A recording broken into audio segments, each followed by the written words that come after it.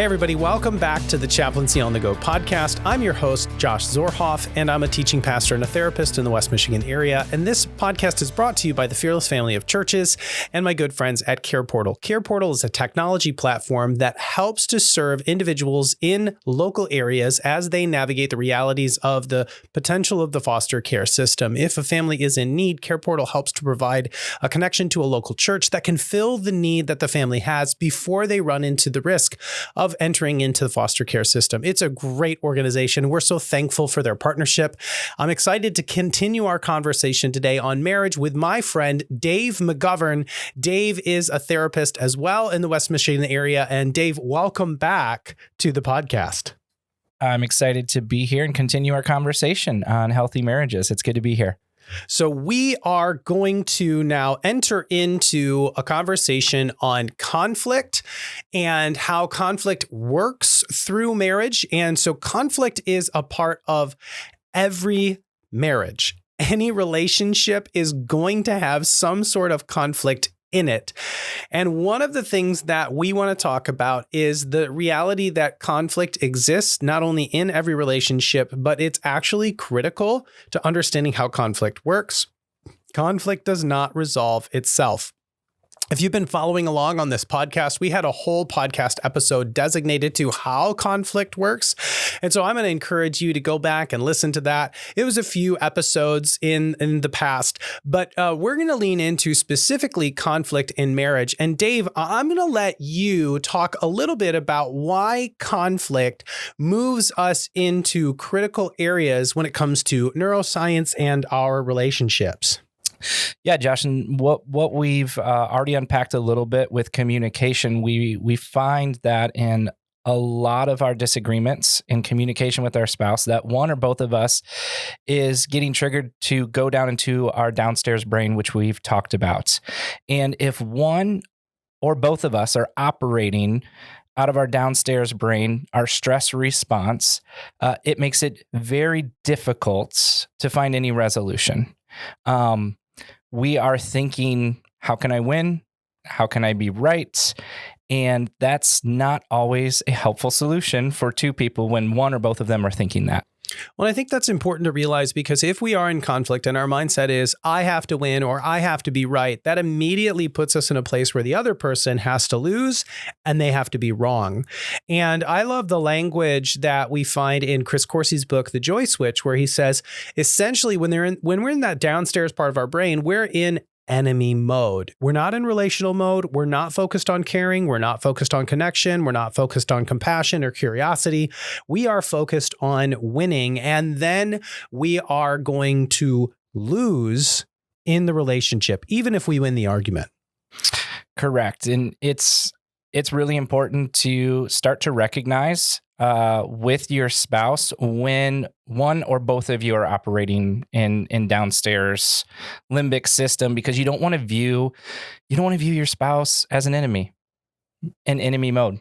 It's unhelpful. And so sometimes people ask, like, man, when they're learning about this, how do I know if I'm in like downstairs brain? And it's like, well, is your heart rate going up a little bit? Do you find your tone going up? Like, everything is a little bit elevated, and there's obviously one or maybe multiple of those 4 communication killers we talked about. And so it's having an awareness of like, I think one or both of us is operating downstairs. And I have that with clients. I'm sure you do too, where they're saying something like, well, yeah, how do I know if I'm in enemy mode? Well, okay. Or how do I know if I'm in that downstairs brain? Well, are you kind? Nope. Are you curious? Nope. Are you invitational in your language? Do you have the feeling of, hey, tell me more about that, or I want to learn about that? Nope. Then you're probably in that downstairs brain. Because if you are angry, if you're saying unkind words, if you're swearing at your partner or swearing under your breath, or you're thinking things about how they woke up this morning basically to just piss you off or whatever it is, then you're probably in that downstairs brain. And it is a sure bet that you are not going to handle that conflict well. Right. And amidst all of that, you're looking for being able to feel safe and seen. And all those things that you mentioned, those upstairs things like being kind and curious, empathetic, understanding, those provide an avenue in conversation, even conflict, where you can feel safe and seen, but you're not going to if you're downstairs. Totally. So Dave, how do we then move into a place where if we know that we're in that downstairs brain, what do we need to do to get back to the place that is right for us? I think it starts with having a shared agreement with your spouse where both of you have an understanding and a knowledge that both of us or one of us could be going into downstairs brain. And it's really important to practice a pause or a timeout. Some people don't like that because that's what they give their kids, but it's really an acknowledgement of like, hey, one of us is really kind of going off the deep end here. Or, hey, both of us, we're just fighting like we always do. I think we need to take some time. Yeah. In my experience, that I love that you said timeout isn't necessarily language that we want to use because, timeout usually means that we've done something wrong and we need to be punished. But taking a pause is a really smart practice. And I think it's important, and we've talked about this before, and if you're following along with the worksheet that is provided, a pause is just a way to say to your spouse or your partner or the person that you're in conflict with, hey, all things being equal, I don't think this is going really well, and I don't see this going really well. You're agitated, I'm agitated, something's going to happen here, and this is going to get worse, not better. So why don't we take a break? And here's the deal. You don't want to say that verbatim to your spouse when you're in conflict. It would not go well for you if you said to your spouse in conflict, hey, I can see that you're not going to take this well, so let's take a break. They're probably going to make a statement to you, and that's going to cause that downstairs brain language. That's going to feel like criticism. That's going to put you in contempt. So it's good to have a prearranged, this is really important, a prearranged agreement that you're going to say a code word or a phrase that is going to then trigger a new response, which is a pause. And we're going to respect the pause. We're going to respect the phrase. We're going to respect the dialogue. And so having a code word that says, I don't think I'm going to handle this well. I don't think you're going to handle this well. We're getting worked up. Let's take a pause. So that code word can be anything, but it needs to be something that is easily recognizable to you and your spouse. It needs to be something that you'll both respect. It's helpful if it's connected to a pleasant memory or something funny that the two of you know. We have a mutual friend.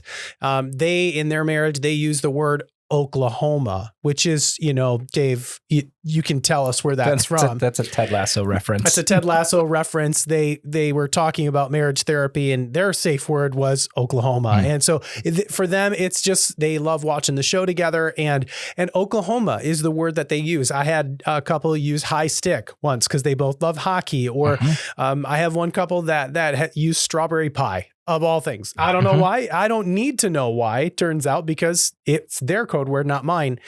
But the whole point is strawberry pie, Oklahoma, high stick, that code word says, hey, we're going to take a pause. But Dave, how long should they take the pause for?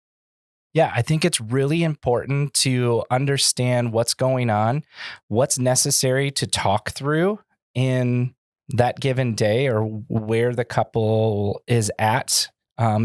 If it's right before you're going to bed, maybe it's, hey, can we reconvene tomorrow morning? A typical breakdown I would give a couple is, hey, take 15 minutes, take a half hour, take an hour, 12 hours, or 24 hours. I think if you go beyond 24 hours, sometimes you'll forget about it. And then it kind of falls into old patterns. Sometimes we take pauses, but we don't call it that, and they're not agreed upon. So it's just stonewalling. Right. And I've heard a lot of couples say, well, yeah, it works to like stop the fight, but then we never talk about it again. Right. And they store up the energy, they store up the problem in their brains, and it kind of comes out maybe a week later, maybe 2 days later, whatever it might be. And so it's really important to kind of understand and name the context and both agree to it. Right. And so it could be 15 minutes because that's about a human, human brain can get back to upstairs after about 15 minutes. Yeah. And so if they have the capacity, right? Some people have 4 kids running around. Some people, it all depends on context. That's why you name it though, and both agree, okay, we're going to come back to this in 30 minutes. Yeah. And it's really important once you know the time frame that you actually do something with that time. Yeah, so that's the next part of, like, if you are going to take a pause, make sure it's a productive pause. And a non-productive pause looks something like this. You both agree to take a break, you go into separate corners, and then you think about all the things that you want to say so you can prove to your spouse how wrong they are. Or you think of all the hurtful things that they've done and you just kind of ruminate on it, and you think about how this is just like all the other times and you don't want them, and you envision yourself walking out the door and slamming the door and all the things that you would like to do in your mind and your anger. That is an unproductive pause. A productive pause is one where you actually take time to intentionally practice ways to calm down or to regulate. One of the best ways to calm down, and Dave, I'm so glad that you talked about this upstairs, downstairs brain reality, and you need about 15 minutes. It takes about 3 seconds for the blood flow to move from the prefrontal cortex to the limbic system of our brain. And in that 3 seconds, we move from upstairs to downstairs like that quick.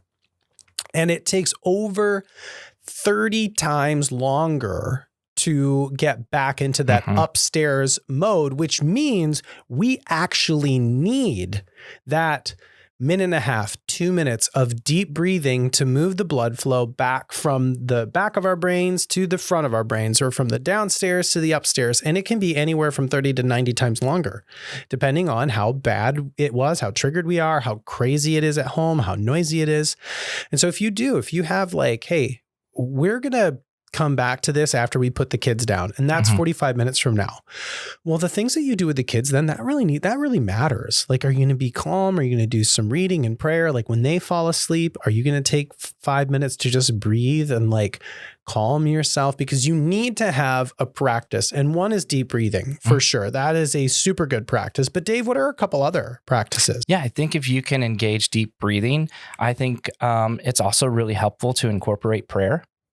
I think just talking with Jesus and kind of reflecting, okay, how am I going about this? Is what I'm saying, how I'm saying it, is it kind? You know, talking about what you mentioned, that upstairs frame of work, like, hey, just be reflective. It might not be. You may have said some things that are like, yeah, that's definitely not kind. And your tone matters, right? And so I invite couples to kind of go through an inventory, like through prayer, of what I'm saying kind, both in word and tone. Is what I'm saying true? Like, do I have all the facts, or am I just assuming my spouse's posture of why they're saying something, why they are so disappointed with me once again? And then kind of talking about, hey, is this necessary to solve when we come back together? Like, why are we even doing this? And really just asking Jesus in an honest moment, can you help me calm down and get an appropriate posture, right? And you brought up something really good. That pause and that place where we go, it's not to go get weapons or fuel the fire to win the argument. And so I think that's a really good place to start is breathing, then prayer, and then reflection of how you're handling yourself and what posture you can bring back to your spouse. That's so helpful. I know for me, I need to do stuff. Like, I need to do something physical with my hands. So I'll fold laundry, or I'll put the dishes away. I kind of have this motto of like, if I can't be nice, I can be helpful. And so that means that maybe if I'm in that downstairs mode, I need to do something physical that's like serving my family, or go out into the garage and organize some of my tools, but I need to do something that's going to help me get into that right frame of mind. And honestly, when I do things like fold laundry or put dishes away or make lunches or whatever, clean the kitchen, it reminds me that I'm a part of something bigger than myself. And the reality is I get to do those things. Like my wife doesn't have to stay married to me, and we don't have to have this life together. That's something that we choose. And so that helps put me in the right state of mind. Yeah. And so once we do that and we have that prayer, I'm so glad that you brought up that prayer as well, because prayer is a really important part before we like come back to the table. We need to actually pray for our spouse, not pray against our spouse. Like, oh, dear Jesus, help my spouse change and be less of an idiot or whatever. That's a prayer against them, but to pray for them, pray for their goodness, pray for their healing, pray for their blessing. God bless my spouse. Like we just had a fight or I'm not in a good space. And God, I pray that you would help me be loving toward my spouse in this moment. Like he will give you that help and power. But you need to do that. Right. And I recommend to clients that they actually write out a prayer for their spouse. Something that's predetermined, that's like written down on their phone or in their notes. And it's like, just write it down, because in the moment, you're not going to feel like praying those things, but write it down so that you're ready to go. And then when you re-engage, you need to come in with a shared perspective. And Dave, what does that look like? Yeah, I think giving yourself that space, praying for your spouse. I love the idea of having it pre-written. I've even encouraged people to have pre-written gratitudes about their spouse that are sincere and real, of like, oh man, I love this about my spouse, or I appreciate this, because it helps us re-engage with a benefit of the doubt. And what that basically means is understanding and seeing your spouse in the best possible light. Like taking a moment, no matter what it is, like, we're fighting about how to load the dishwasher or why I forgot something, or you fill in the blank. Yeah. That this pause allows you to have some perspective that, hey, we're actually bigger than this issue. Yeah. Or this tiff, whatever language you guys use around that, we're actually bigger than this. And you know what? Our marriage can be a blessing, and there's actually some really cool things about your spouse. And so approaching it with the benefit of the doubt is just saying, you know what, like there's got to be a decent reason why maybe we're tired, maybe we're stressed, but at the end of the day or at the beginning of the day, I know that my spouse loves me. Yes. I know that they're for me. Yes. And you kind of re-engage with this, giving your spouse the benefit of the doubt, and then actually name that to yourself. Because if you have that with prayer and with breathing, it is really hard to re-engage in a downstairs framework in your brain. And so if you both intentionally do it, now you won't bat 1,000 doing this, both of you, but it really it changes each other's posture to come back together and say, hey, let's start with our benefit of the doubt. I know that you love me. Right. I know that you're for me. But if both of you are hearing that, now all of a sudden you're going to re-engage the conflict from a safe spot, from being seen, from knowing that this person is giving me the benefit of the doubt. And then whatever the conflict is, we can say, you know what, let's find a new shared perspective. Yep. Clearly we're not on the same page. What's it going to look like to have a shared expectation around this, or perspective around who we are, but where we can go together? Yeah, I love that. I'm so glad that you brought up naming the benefit of the doubt, saying those things out loud, because in I'm sure you've seen this. I've seen this in my marriage. I see this in couples that I work with. We tend to assume that our spouse already knows the things like, I love you. You're important. You come first in my life. We tend to assume those things, and we tend to assume that they know that. And so therefore, with that assumption, we just lay into them with both barrels. And you've shared with me a couple of times a little bit of a ratio of how many positive things we need to hear to counteract a negative thing. Can you talk about that a little bit? Yeah. And I just want to say, I think you're absolutely right. With how busy we can get in our lives, we just assume that our spouse knows deep down what we actually think is awesome about them.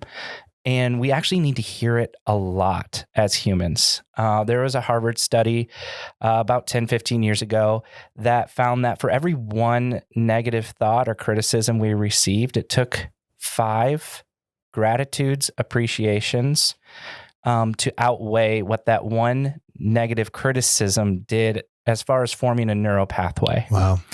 And so that's what you give to yourself, but also what you receive. And so if you think about in a given week in our marriages, what's the one, the one negative thing, the eye roll, the negative tone, all of that is building this framework of what we're going to think about or assume our spouse thinks about us. Yeah, I remember reading just a few weeks ago that the average human being has 50,000 thoughts a day in the United States, which is up about 20,000 thoughts from 10 years ago. So COVID really did a number on our thought process and just the information that we consume and all of that. But 50,000 thoughts, 80% are negative. 90% repeat day after day. And so every single one of us, those listening, those watching, whatever, in your marriage, in your singleness, in your relationship, you are going to have negative thoughts, and you need 5 positive ones to counteract each single negative one. And the perspective that you have with your spouse is it's necessary to name that benefit of the doubt and say things like, I love you. I am for you. I believe in you. I'm proud of you. I'm grateful for you. These are the things that I love about you. And that all being said, now, can we please talk about this problem that we have? Can we talk about the problem with the scheduler? Can we talk about what you just said or what you just did? Because I don't want to be this negative, person in our relationship. I actually want to be a positive person in our relationship, or I want to be the spouse who's caring to you. I want this connection. I want this problem to be solved. I want to be on the same page. And I know we're not right now, and that's really hard. So could we get creative in how we handle this? Because clearly what we have been doing is not working. Yeah. And I would take that interaction that's really well said, even a step further of saying all of that, what you just said and laid out, and then just period. And let your spouse respond. And then both of you say, okay, now let's tackle whatever disagreement we have in a creative way. So often we will say, I love you and you're awesome, but, and then we throw back the criticism, let's figure this out. And so I always tell people, hey, when you're practicing giving your spouse the benefit of the doubt, name something awesome and then just period. Just sit in it. It was really funny. We're in one couple, and one of the spouses actually just would verbalize period. And I'm like, well, you don't have to do that, but it's better than but. Yeah, you just stop, and then let your spouse say something similar back, positive, and say, okay, together, let's find a new way to talk about this. It's clearly, especially, this is so helpful, Josh, in those fights that are like, okay, well, we didn't solve it. See you in 2 weeks. We're going to talk about this one again, right? We all have those sort of perpetual, ongoing, we just can't quite figure this out. This one's a head scratcher. Yes. And so maybe you don't solve it that evening, but what this whole practice does, what we've been talking about, is it allows you to say, hey, we're bigger than our schedule. We can't figure this out, but you know what? We might not tonight. Let's at least name what's good and true and beautiful about who we are. Now, there may be a problem where it's we have to actually solve this before we go to bed. There's context to everything that you're going to navigate and go through, especially the difficult, big and small problems. But if you do it this way, I have just seen and found, even in my own journey, but working with couples, that it provides such a safe and open posture to come up with new and creative, maybe even innovative ways to go about a particular issue. Yeah, there are so many facets to that we need to explore maybe in later podcasts or as we go through, but at a minimum, just to realize you already know if you're listening to this, you're going to have the same fights over and over and over again. There are certain things in your marriage. There's stuff in my marriage. There's stuff in Dave's marriage where we're going to fight about the same things because we are we're creatures of habit, and it takes a lot of work to get out of those habits. And you are who you are. I mean, it's a little bit of the Popeye thing of like, I am what I am. And you don't want to just walk around saying, well, that's just who I am, and so I'm going to be a jerk or whatever. No, but at the same time, realize change is slow, change is hard, change takes time. It may be years, maybe 3 years before you find a desirable resolution. But the goal is that you actually come to the table with love, understanding, respect, patience, kindness, goodness, and you work towards something that is more preferred, maybe 10% better. Or maybe it's just 10% different, because different sometimes can be better. It may totally bomb, but it's like, hey, let's attack this from a different angle. Whether, I worked with a couple that they wanted to work together for meal planning. And he had certain dietary restrictions, and he liked eating certain things, and she had certain dietary restrictions, and she wanted to eat healthier, and he had a busy schedule. And so they decided that that what they were doing wasn't working, which was she was doing everything and he was sabotaging it. So that wasn't good. And so they decided that they were going to agree upon 5 of 7 meals a week that they were going to eat together for dinner. And he got to do 2 that he wanted. She got to do 2, but they were going to eat 5 together. And on those 5, they were going to work together to create the menu.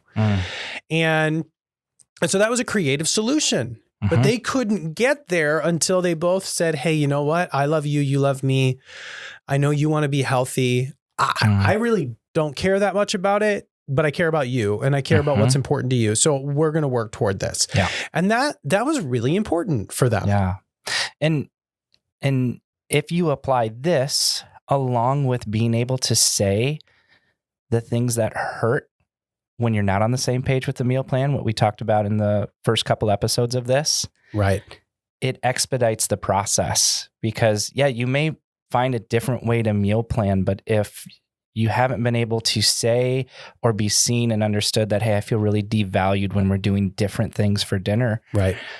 Then it just kind of recycles. And that's why we have ongoing, like, hey, let's do this in a month again when we're dysregulated and we're upset. So being able to pause, name the benefit of the doubt, and then it gives us a safe place to be able to say, hey, I actually feel really disrespected in this thing. So we'll find a shared perspective, but can you at least acknowledge that? Or kind of building on all of these things creates safe place and creative ways to find a new shared expectation. So if we go through this, realize that conflict puts you in your downstairs brain. It's important to pause, get a code word for that. You can create a code word on the worksheet that's available in the podcast notes. Take time to have a practice, whether that's deep breathing or something else. Along with this podcast, we'll put in a YouTube link for a breathing exercise that will be helpful for you. Pray. Write a prayer for your spouse. Go to Jesus with that. There's real power in that. And then you want to re-engage with naming the benefit of the doubt so that you can have a shared perspective. Those qualities are so critical in learning how to resolve conflict. And we're just thankful to be able to share this with you. Thanks, Dave, for being back again. I'm excited to jump into intimacy in our next conversation. But if there's anything that you want to know more about, you can send us an email to chaplaincy@fearlessfollower.org, or you can go to our website, fearlesschaplaincy.org. We'd love to engage in this conversation. If you want to reach out to Dave, you can send me a note and I'll forward you his information as well. In the meantime, we want to encourage you to handle conflict in a way that brings about flourishing in your marriage and in your relationships. And you can do that by following some of these steps and applying some of these practices. Our hope for you is that you would be 10% better at navigating conflict in your relationship by this time a month from now, by utilizing these, and then 10% better moving on forward every month so that you can get to a place where you are thriving even in the midst of conflict. That's all we have for you now. If you've got anything that you want to talk with us about, go ahead and reach out, but we will talk with you later.